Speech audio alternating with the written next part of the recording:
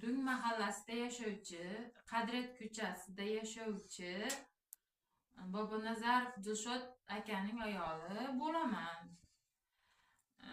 Bizlar 2025-yilda kredit olgan edik. Kreditdan umumli foydalanib, tikish mashinalar, matolar olib ish qilib yotibman. Xudoga shukr.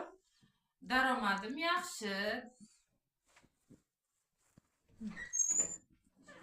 Mana mashinalari, mana tikish mashinalari unumli foydalanishyapti. Mana hozir mana bu matolar, ya'ni zakaz asosida tikuvchilik qiladilar. Hozirda ishlari yaxshi.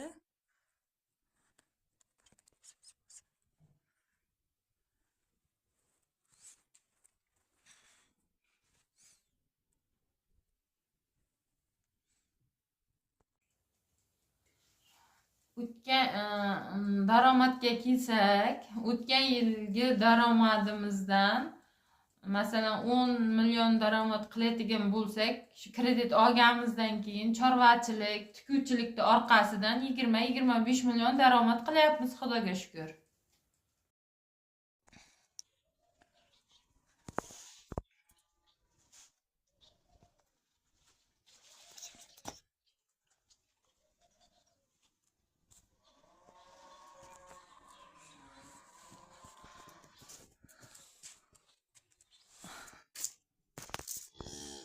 Pishirdingizmi?